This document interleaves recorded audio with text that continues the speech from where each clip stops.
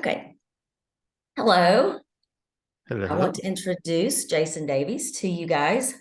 Students, we are going to be talking about school-based therapy. And this is Jayson, an expert in that area. He's going to give us a little bit of information also on telehealth first, because I know that's our next module that we're going to be talking about right off the bat. We'll talk about that a little bit and then go right into school-based therapy. So Jayson, tell us a little bit about yourself. Hi there. My name is Jayson Davies. I'm in Southern California, and I've been in OT for a little over 10 years now, and I've been in school-based OTs or in school-based OT realm for the same amount of time. I'm not currently practicing as I now own and operate my own business, but I'm still definitely involved in the role of school-based OT. In fact, my business revolves around school-based OT, and this little wiggle worm in my hand is Kyler. He's a 10-month-old, and I think he wants to be on the He's a on cutie. podcast and YouTube. Yeah. And he's a wiggle worm right now. So I'll try and keep him as quiet. But if you hear things, it might be his best friend is the automated vacuum. And so you might hear the vacuum buttons go or whatnot. So yeah, but yeah, let's go ahead. Okay, so tell us a little bit about how the school system process works. The students know about the OT process from, or they should, they've been grilled by me from evaluation all the way through outcomes. So if you could tell us a little bit about how you incorporate the OT process in the school system, that would be wonderful. Yeah, so two things come to my mind when you say that. The first is that the IEP process, and the IEP process is very unique to school-based OT. Sorry, I'm laughing at Kyler. He's about to pull down all the old OT books, but That's the fine. IEP process is very unique to school-based OT. And within the IEP process, we all come together as a team, and as OTs, we value collaboration. And within that OT process or within the school-based OT process, you actually get a lot of that collaboration because you do meet with the whole IEP team, which includes the parent, the teacher, any other related service providers like speech therapists or PTs who might be on that team as well. So it's really nice that we get to have that. And so we do our evaluation, we present our evaluation to the IEP team, and then from there, the IEP team as a whole determines services. So from there, you go through your services and then you come back at least every year as an IEP team to discuss those services. So I think I said two things and I can't remember what the other thing was, but it'll come back to me. Okay, so when you're talking about the IEP, and how do students get referred to get that IEP? So technically, any person who works with a student can refer a student for an IEP. Typically, an IEP will start with a psychoeducational evaluation by the school psychologist. However, they could come through a different door, if you want to call it that. They could come through speech pathology. Speech and language pathology can be the first person to open a case if you want to use more of the medical technology or terminology. But anyone can refer a child for an assessment. It could be the teacher, it could be the parent. I've had doctors write in notes, which basically means it's a parent referral. But yeah, anyone can really ask to start that process. So when that happens, when they start that process, the OT is not always just right They there may up front, right? Yeah, they may or may not be. It depends on the district that you work for, their policies. Um, some districts is very common. You get a referral request from a parent, and they might look for keywords, right? If you see fine motor concerns, if you see sensory processing concerns, then they might say, okay, you know what, we're going to do is a psych evaluation, and we're also going to bring the OT in right now. Other districts might do it slightly different, where they want to do that psychological evaluation first and then let the psychologist decide whether or not to refer to the OT. So it That can be was done kind of either my way. experience in Louisiana where I was. They did that and then kind of spread us out to where we needed to go. Yeah. So that brings up another question. Is this a federal um, regulated service, or is this state regulated, or both, or how does that work? Yeah, so like a lot of laws, right? It's regulated at the federal level. That's IDEA, the Individuals with Disabilities Education Act. And then again, like most other laws, states have to meet IDEA. They can go above IDEA, but they must meet IDEA. And really, if they don't meet IDEA, which no one's going to do, A, they can get in trouble, but B, they can get funding taken away from them. That's the real reason that it's pretty much in process everywhere. And I know that that's kind of an issue too in some of the schools, because you have to know which children have funding, which, and you have to bill for that funding in the schools as well. Yeah, that gets really complicated actually, because I mean, well, I'll open this up with every state does Medicaid, Medi-Cal, whatever it's called in your area, a little bit differently. And depending on how they do it, really depends on that system. We can't deny services based upon billing ability.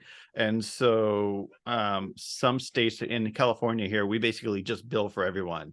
And then the billing company, or the software online that we bill for, will Oh, basically just say, oh, that kid doesn't have Medi-Cal or whatever, so we're just not going to bill for that kid. Oh, this kid has Medi-Cal, so push it through. So that's how we do it here, but I know every state that yeah, varies. that's interesting. Yeah, we have to kind of keep, well, I know here in Texas, I think they have to keep a list of who it is, and then they have to bill for that person. Yeah, Louisiana was kind of the same way that and went. yeah, and it definitely varies too. I mean, even from the very first aspect, in some states the evaluation will they can't do an evaluation until you actually have more of that official referral. And so it all gets tied together between the insurance and the services. And yeah, so you again, it's nationally, right? Every state has school-based OT, but it does look different in Right. state to state. So the important thing is to read your rules, right? Yes. Know the rules, know the regulations. So I know that things have changed. I'm kind of an older OT, and I've worked in the school systems in several seasons of my life, but the way that they divide the children up nowadays is a little different than what they used to. They Okay. use tiers, and if that is that the term that RTI, response to yes. Can you intervention, talk a little bit three-tiered about that? intervention.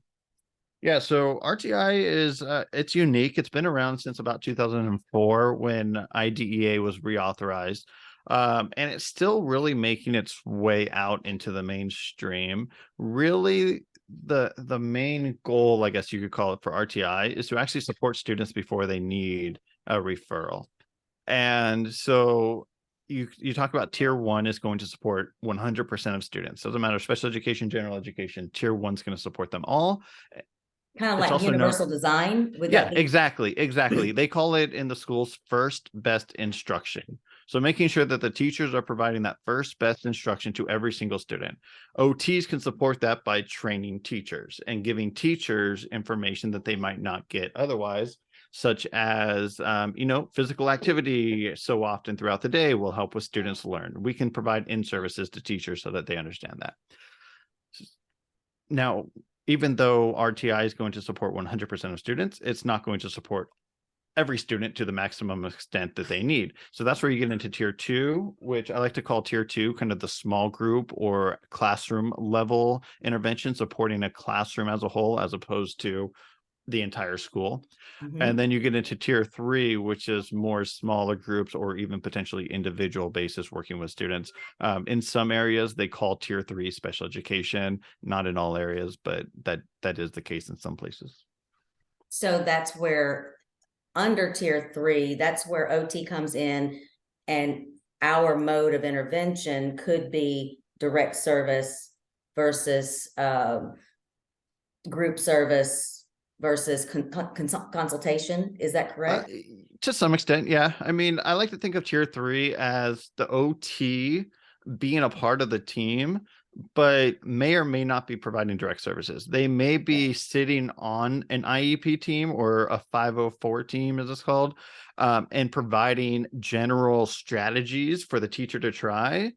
And then the next level would be the IEP. At least that's how it's been in my place. I know some places call level 3 IEP, in which case you would have more of those direct services. Mhm. But I like to think of tier 3 as more of that, share with me a little bit about the student. Okay, these are some general accommodations that I can suggest you try. Mhm. Then if tier 3 still isn't working, now let's do an actual referral for OT where I actually get in there, see the student individually, do an evaluation, and recommend services or other accommodations that are more specific to the student. Gotcha. So where tier 1 and 2 have nothing to do with an IEP at all. Yeah, correct. Okay. Okay. That makes a lot of sense. I mean, that's been needed for a long time, right? I Yeah, mean, we have a lot of students that, and even the 504 students, in my opinion, fall through the cracks a lot because they don't yeah, get what they need. I mean, absolutely. I have a big, if I could do anything, I think that's one thing that I would like to do is to work with those 504 students for transitions because Hmm. I just feel like personally I have a daughter that had a lot of trouble with that. Uh-huh. She had ADHD, and so it was really hard going from middle school to junior high school, but there was no support for that. So I Hmm. totally think that that's a huge area, and it sounds like they have noticed that. So I think Yeah, that's yeah. And the RTI model really quickly is designed to replace, it wasn't an official model in place, but more the wait to fail model. So it used to be kids would have to be doing really, really, really, really poorly, and then all of a sudden they get an IEP. Well, right. now we're trying to put those systems in place to gradually get to the IEP, as opposed to waiting till they're doing terrible and then provide support. So yeah, Amazingly, that's a great idea. It's right. which sounds like, and this takes me into another area is about collaboration and communication. So I Hmm. think that it requires a lot of that in the school system, and where in the past OT and special ed have had their own little corner out in the shed in the in the outdoor building, and nobody really knew where we were, right? Yeah. So now we're out there in the same building with everybody else. Yeah, So yeah, how absolutely. do you how what are some tips that you could give the students if they're struggling with that collaboration when they're out there?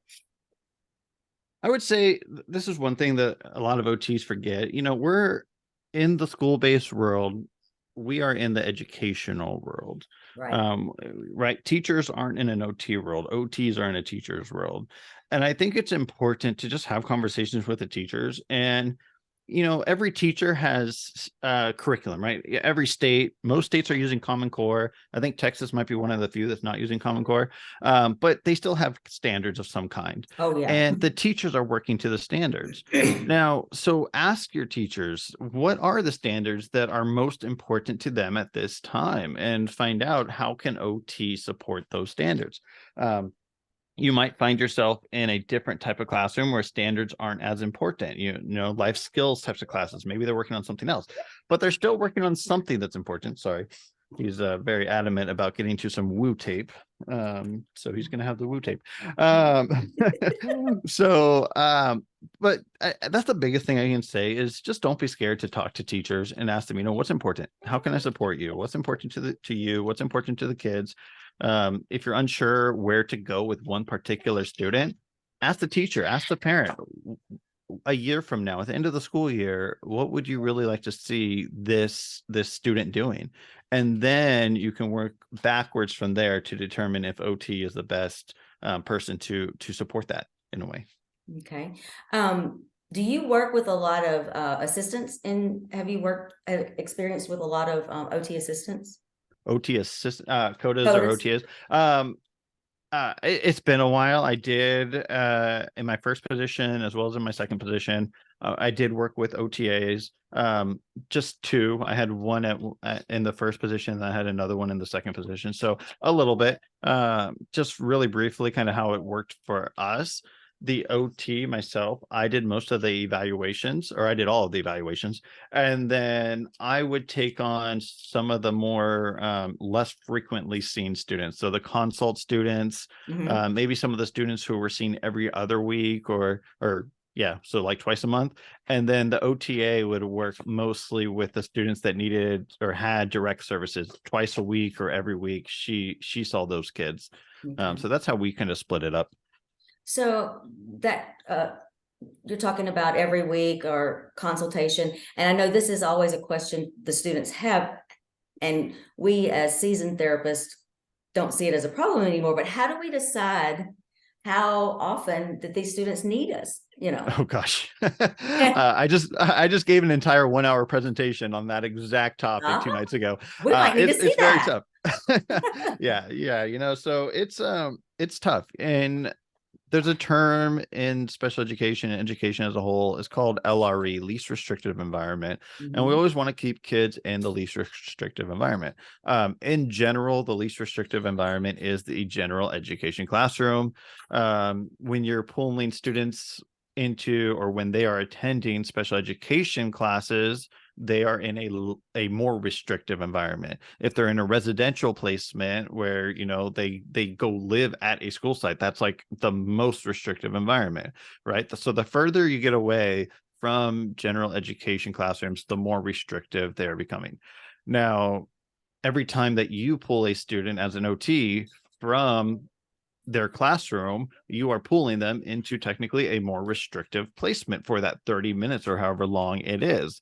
So we always try to, if we can, we try to keep services students in the least restrictive in their classroom. So my go-to, kind of the way that if I just evaluated a student, I ask myself, will a consult help this student meet the goals that I've come up with? Because a consult is very minimally invasive. I can consult with a teacher without even seeing the child, because that's what it would be. We have 10 minutes left. If I'll get us back on here. Yeah, no worries. And then if consults won't work, if I don't feel like a consult with a teacher will help that student get to their goal, the next step might be a collaboration, me going into the classroom working with the teacher. From there, the next step might be me going into the classroom to work directly with the student, sitting next to them, looking almost like a paraprofessional, but using my OT brain. And then if I have to, I will then pull the student out of their classroom, again, making the environment more restrictive.